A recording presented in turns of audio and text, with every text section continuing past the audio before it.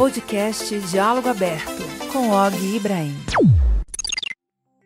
O mundo inteiro foi tomado por uma onda de histeria em razão do coronavírus. No começo, eu até achava que era exagero, porque tudo que eu lia sobre o assunto dava conta de que era uma simples gripe, menos letal que o H1N1, e que só afetava os mais idosos e pessoas com problemas de hipertensão, doenças do coração, bronquite, asma, etc. Mas conversando com especialistas amigos que eu tenho em São Paulo, como o Dr. Jean Gorinchain, um dos mais renomados infectologistas do país, que atende no Hospital Emílio Ribas, eu fui percebendo que a questão não é tão patológica assim, e sim matemática. Vamos tomar como exemplo a Itália, país hoje com o mais grave cenário da doença na Europa, no mundo depois da China. Lá já são mais de 31.500 casos registrados. O país está em severa quarentena, com praticamente tudo fechado e as pessoas presas em casa sem poder sair. Desses mais de 31 mil casos, 2.500 pessoas já morreram. O problema é que lá não há leitos de UTI suficientes para atender aos casos de infecção mais graves. E é preciso escolher quem não vai morrer, porque não há lugar para todo mundo. O país tem cerca de 5 mil leitos de terapia intensiva que não serão suficientes para salvar vidas, se o contágio, claro, de pessoas idosas com problemas de saúde continuar na mesma proporção de agora. Só para se ter uma ideia, a Itália teve um salto de 25% no número de infectados de um dia para o outro. E isso pode se complicar ainda mais, porque as temperaturas nesse momento lá estão na casa dos 6 a 8 graus, mais ou menos, que é um clima propício para a disseminação do vírus. Estamos torcendo para que não, mas esse é o mesmo problema matemático que nós podemos enfrentar aqui no Brasil, caso a pandemia chegue aqui com força total. Por enquanto, estamos apenas com pouco mais de 230 casos registrados nesta terça-feira, dia 17 de março. Mas se formos fazer as contas, nós somos, em termos de população, 4 vezes maiores do que a Itália. Então, se o vírus chegar por aqui nas mesmas condições que lá, nós teremos o quê? 4 vezes mais pessoas infectadas. 4 vezes 31 mil pessoas que estão doentes lá na Itália, faça as contas como é que aqui vai ficar.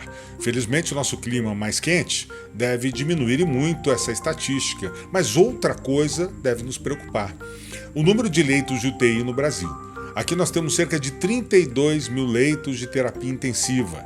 Seriam suficientes para atender a todos os infectados, só que lá da Itália.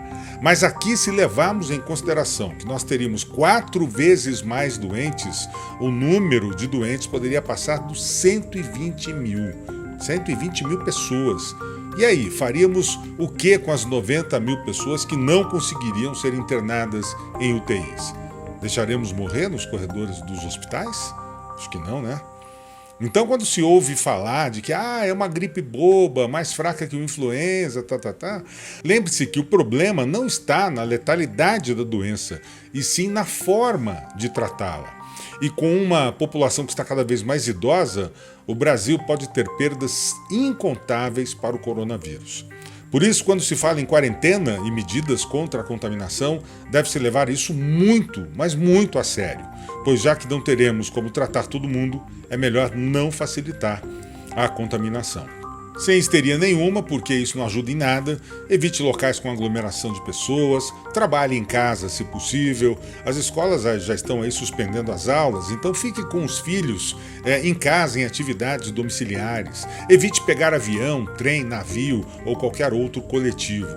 Se precisar ir trabalhar, vá de bicicleta ou vá de aplicativo. Tenha uma vida mais ou menos normal, se bem que isso talvez não seja tão possível assim, mas apenas com menos contato com as pessoas. Se você estiver com sintomas de gripe ou resfriado, não saia de casa e use máscaras para não contaminar as outras pessoas que convivem com você. Outra coisa que não adianta fazer é correr aos supermercados para estocar água e comida, como se nós estivéssemos aí no apocalipse. Só vamos fazer as coisas mais moderadamente. Comprar toda a prateleira de álcool gel da farmácia ou do supermercado não vai adiantar nada, porque você estará se protegendo, mas vai faltar para o seu vizinho de apartamento que aperta o mesmo botão para chamar o elevador que você. Já pensou nisso? Temos de pensar coletivamente para que nós possamos vencer esse período com equilíbrio e bom senso. Lembre que o que você comprar em excesso, com certeza vai faltar para alguém. E aí de nada adiantarás você estar protegido se o seu bairro todo não está, porque não achou os produtos na farmácia.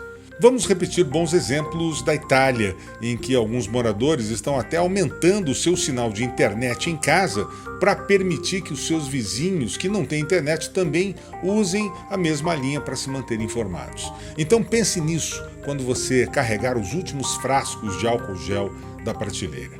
O período é de cuidado, mas se cada um fazer o seu papel sem alarmismos, nós vamos conseguir passar por tudo isso aí sem grandes problemas.